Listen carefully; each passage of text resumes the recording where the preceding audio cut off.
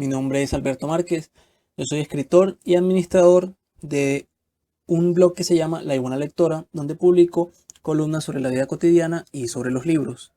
En el día de hoy vamos a dar inicio a una serie que se llama Historia de la República Democrática del Congo.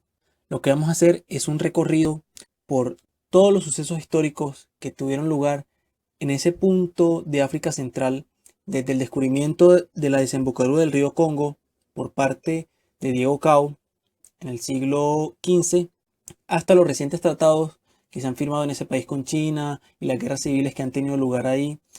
Nos vamos a centrar en un punto muy interesante que es la etapa de la colonización en el siglo pasado y que obedece a una lectura que hice de un libro que se llama El sueño del Celta, de Mario Vargas Llosa. El protagonista del sueño del Celta es Roger Casement, un irlandés que trabaja como cónsul de la corona inglesa en la República Democrática del Congo. En ese momento no se llama República Democrática del Congo, sino Estado Independiente del Congo.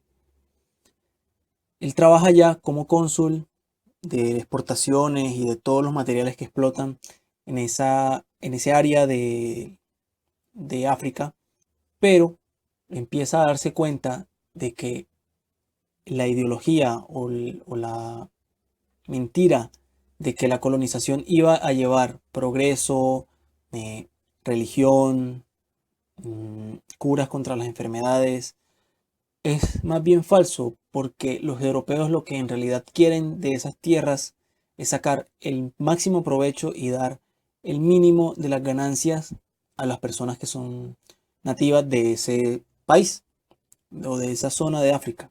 Vamos a centrar sobre todo en esa parte de la colonización, pero vamos a hacer un recorrido por toda la historia de este país. Es un recorrido muy interesante, muy doloroso además y muy vergonzante para la humanidad, porque las atrocidades perpetradas en este sitio no tienen nombre, son demasiadas y sucedieron durante mucho tiempo, pero todo eso lo vamos a ver a su tiempo.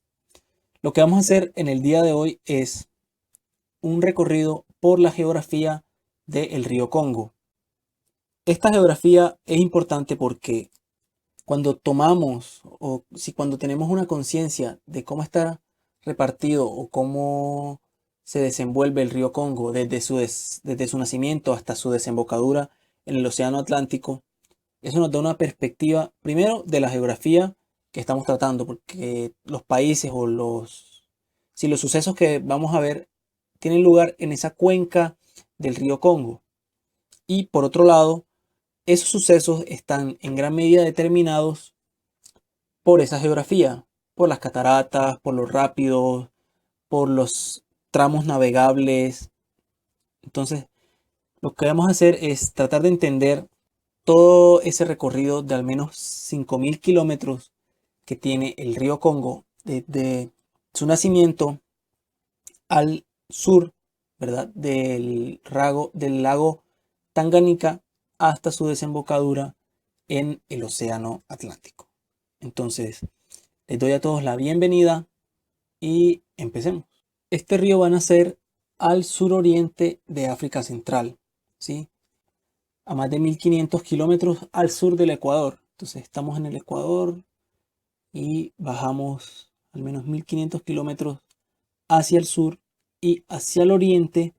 Ahí está el nacimiento del río Congo. Entonces, ese nacimiento está justo debajo del lago Tanganica, ¿sí?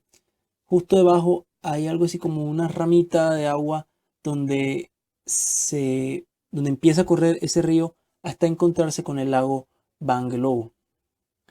Entonces, ese nacimiento es, según la descripción de Peter Forbath en su libro El río Congo, una amplia sabana africana en la que se ve solamente cráteres de la explotación minera que ha tenido lugar ahí, gigantes baobabs plateados, árboles espinosos y retorcidos, y en el día un brillante y blanco sol de, de sabana africana, ¿sí? Entonces, esa estepa, tratemos de imaginarla por un momento. Yo vivo en Medellín y si uno ve hacia el horizonte, lo que ve son montañas que rodean el valle y un espacio, sí, que es el valle, que está surcado por un río con dos cerros en el medio, que son el Volador y el Nutibara. Pero si uno intenta imaginarse una sabana africana, lo que tiene que hacer es limpiar la vista de todos esos, eh, como dijéramos, sí, de todas esas montañas, porque la sabana africana es extensa, muy extensa, y en ese espacio están esos baobabs de los que habla Forbat en su libro, esos árboles llenos de espinas retorcidos, esa hierba color pastoso, esos montículos gigantes que construyen las hormigas con arena y donde se cocina donde se cocinaba antes de la llegada de los europeos el cobre.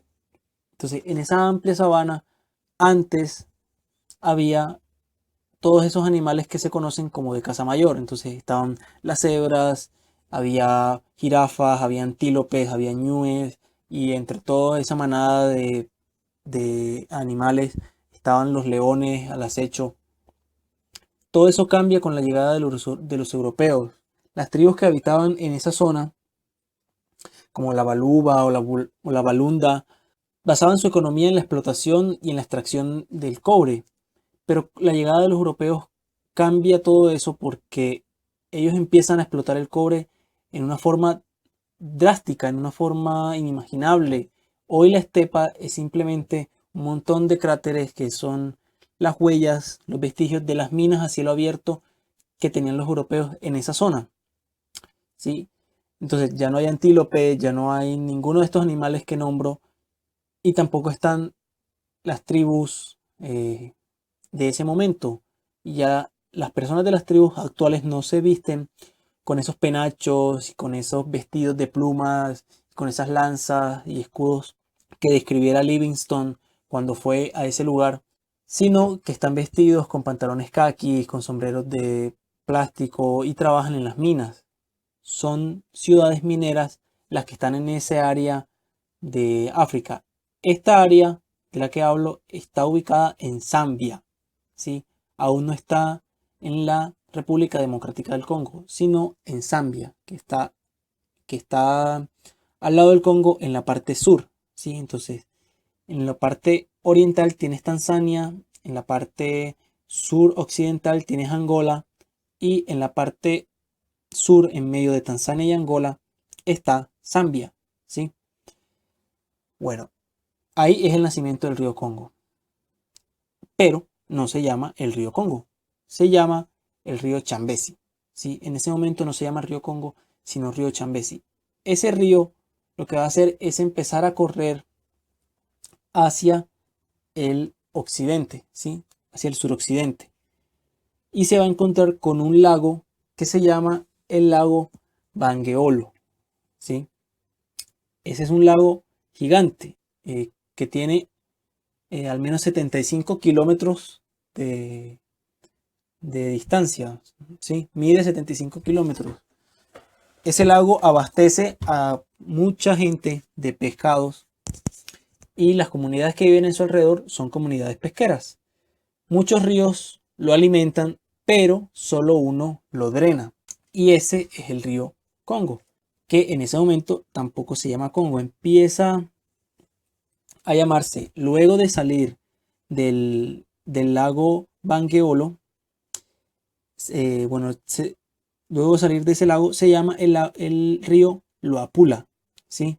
Entonces, ese río ya cuando sale del lago Bangueolo, ya toma la dirección que tiene el río Congo, que es hacia el norte, ¿sí? El río empieza a buscar el norte porque él va a subir hasta el Ecuador, ¿sí? Miren que es una distancia que no es poca, porque él va saliendo de ese lago y se enrumba hacia el norte y mantiene esa orientación más o menos hasta Kisangani, ¿sí?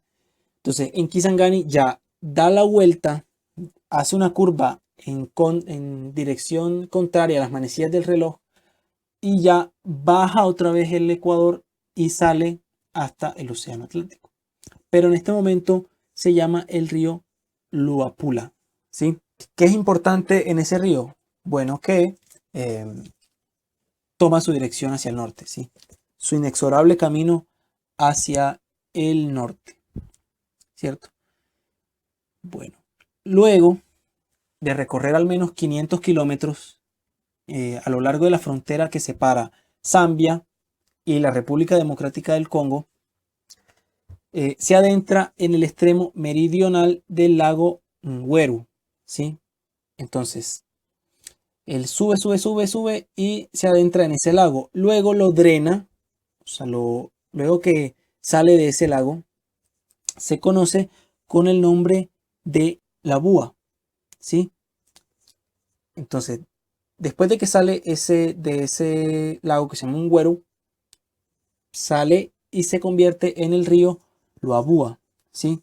Entonces, ese río va a desembocar en un río que se llama Lualaba, ¿sí?